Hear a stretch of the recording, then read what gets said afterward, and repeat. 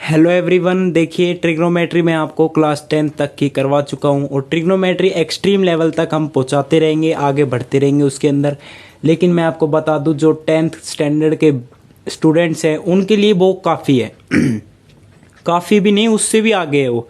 तो एनसीईआरटी तक की ट्रिग्नोमेट्री में करवा चुका हूँ और ट्रिग्नोमेट्री के अंदर मैं और फॉर्मूलाज ऐड करते रहूँगा और बहुत सारी चीज़ें आपको बताता रहूँगा। लेकिन मेरा मानना ये है कि अब जैसे ट्रिग्नोमेट्री हमने अभी अभी जस्ट करी है, ताज़ा ताज़ा एकदम दिमाग में है, तो उससे जो नेक्स्ट चैप्टर है क्लास 10th का वो है एप्लीकेशन ऑफ ट्रिग्नोमेट्री। तो उसके बारे में मैं आपसे कुछ बात करना चाहता हूँ, इंट्रोडक्टरी। ठीक है भाई। तो क्लास 10th का जो हमारे पास टॉपिक है ना, क्लास 10th का है चैप्टर नंबर 9। क्लास 10th का है चैप्टर नंबर 9। कौन सा है वो? Application of trigonometry.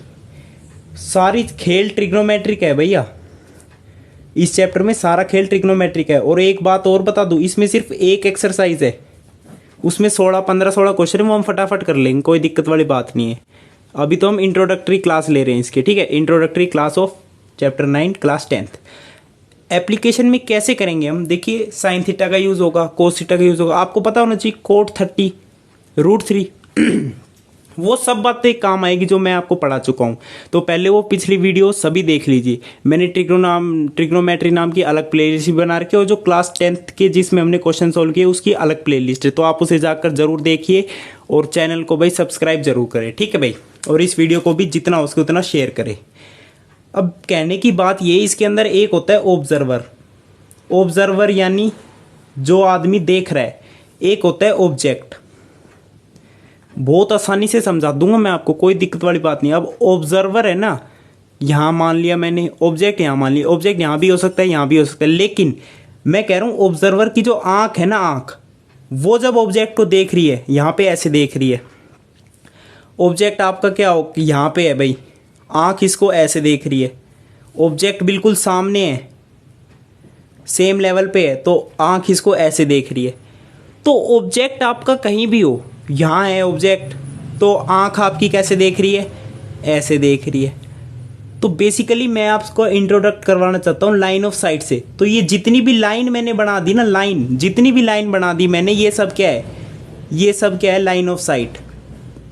Line of site देखिए, इंग्लिश में आपकी डेफिनेशन दे रखी होगी एनसीईआरटी में, आप देख सकते हैं। बाकी मैं भी आपको बता दूं एक बार, आपको मैं बता देता हूं इसकी डेफिनेशन। देखिए, line of sight is the line drawn from the eye of an observer to the point in the object viewed by the observer. Object भाई कितना भी बड़ा हो सकता है। अब क्वेश्चन में कहते हैं उसकी आंख को देखो, उसके टॉप को देखो, उसके बॉटम को देखो, तो जहां हम देखेंगे ना वो लाइन ऑफ साइट हो जाएगी। तो इंग्लिश में समझ आ गया? अच्छा जी। अब ये हिंदी में मैंने बता दिया, कितने अच्छे समझा दिया लाइन ऑफ साइट के बारे में, तो कोई दिक्कत वाली बात अभी तक है ही नहीं। तो लाइन ऑफ साइट की जैसे मैंने बात कर ली। अच्छा जी, अब इसमें क्या आता है बेसिकली, इसके अंदर मैं आपको बताऊं, एक आता है एंगल ऑफ एलिवेशन, एक आता है angle of deviation. Angle of elevation and angle of depression, angle of depression. अब मैं कह रहा हूं भाई ये हॉरिजॉन्टल लेवल है ग्राउंड का, ठीक है भाई। अब मैंने कह दिया हमारा ये आदमी खड़ा है और इसको ऑब्जर्व करना है, ये ऑब्जर्वर है, और ऑब्जेक्ट मैंने कह दिया ये बिल्डिंग है और बिल्डिंग के ऊपर एक आदमी खड़ा है, ये ऑब्जेक्ट है। टेबल है एक, मान लो टेबल, ये ऑब्जेक्ट है, ठीक है। ये मान लीजिए टेबल, ये मान लीजिए बिल्डिंग। अब टेबल का ये थिकनेस आप ऐसा मान लो कि अब जैसे कहोगे यहाँ देख रहे हो, यहाँ नहीं, वो एक ही माना जाएगा, ठीक है। इसमें हम एज्यूम कर लेते हैं, अप्रोक्सीमेटली लेते हैं कि थिकनेस उसकी क्या है, 0, ठीक है भाई। तो इसमें कोई ऐसी बात नहीं है, ठीक है भाई। तो अब जैसे ऑब्जर्वर को टेबल देखनी है ना, तो पहले तो जो देखना है इसकी आंख से उस पर लाइन बना दो, ये तो लाइन ऑफ साइट होगी। लेकिन आपने गौर नहीं किया।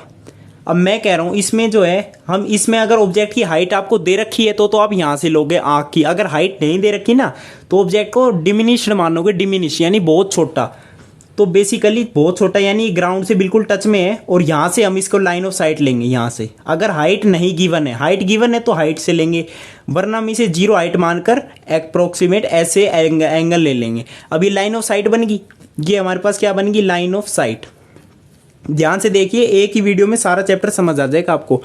ये लाइन ऑफ साइट हो गया। अब ध्यान से देखो, ये हॉरिजॉन्टल लेवल था, ऑब्जेक्ट कितनी ऊपर है। अब हॉरिजॉन्टल लेवल में देखेगा बिल्डिंग को तो सीधा देखेगा भाई, सीधा। अब टेबल में देखने के लिए थोड़ा ऊपर आना पड़ा, ऊपर यानी एलिवेशन, ऊपर उठना पड़ा। तो ये जो एंगल बना ना नीचे से ऊपर जाने का, ये जो थीटा है, ये थीटा होता है एंगल ऑफ एलिवेशन। ये होता है एंगल ऑफ एलिवेशन। देखिए कितना आसान है ना, एंगल ऑफ एलिवेशन। अब मैं फटाफट आपको बता दूं एंगल ऑफ डिप्रेशन के बारे में। यही बता देता हूं कि बिल्डिंग के ऊपर अगर ऑब्जर्वर है, ये ऑब्जर्वर की आंख है, और ऑब्जेक्ट हमारा ग्राउंड पे, यहाँ पे ऑब्जेक्ट है, यहाँ पे ऑब्जेक्ट, ये हो गया हमारे पास ऑब्जर्वर, ये हो गया ऑब्जर्वर, और ये हो गया हमारे पास ऑब्जेक्ट। अब ध्यान से देखो, ऑब्जर्वर को ऑब्जेक्ट देखना है तो ये तो क्या होगी, लाइन ऑफ साइट। देखिए डायग्राम पे मत जाइएगा, तो ये होगी लाइन ऑफ साइट। अब ऑब्जर्वर यहाँ पे आपके, तो इसका हॉरिजेंटल लेवल ये हो गया भाई, और हॉरिजेंटल लेवल के नीचे आ रहे हैं, यानी ये इस एंगल से नीचे आ रहा है, तब ऑब्जेक्ट को देख पा रहा है। तो ये जो थीटा बना, ये हमारे पास क्या बना, एंगल ऑफ डिप्रेशन। ये वाला हमारे पास एंगल क्या बना, एंगल ऑफ डिप्रेशन। तो इसमें बस 3 चीज का रोल है। ट्रिग्नोमेट्री तो आप पढ़ चुके हैं, 3 चीज का क्या रोल है, line of site, angle of elevation, angle of depression. तो ये है सब कुछ एप्लीकेशन ऑफ ट्रिग्नोमेट्री में, इसके अलावा कुछ भी नहीं है। आप मेरे साथ रहोगे, ऐसे ही इजी लगेगा आपको चैप्टर। अगली वीडियो में हम क्वेश्चन के साथ मिलते हैं। थैंक यू, नमस्कार, आपका बहुत बहुत धन्यवाद वीडियो देखने के लिए।